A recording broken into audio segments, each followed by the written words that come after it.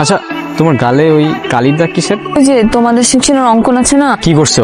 তেমন কিছু না। তেমন কিছু না হোক, তুমি বলো কি করছো? আজকে স্কুল থেকে আসার সময় এই যে আপু, রাগ করে না তো, বাসায় গিয়ে মুখ ধুলে চলে যাবে। এখন আমি যাই। আচ্ছা, তুমি সাবধানে যেও, আর কোনো ঝামেলা হলে আমার জানাও, ঠিক আছে? আচ্ছা। চল। কই অঙ্কন রে মারতে। ও আবার কি করছে? ও রুহির গায়ে কলম দিয়ে দাগ দিছে। ওর এত বড় সাহস কোত্থেকে?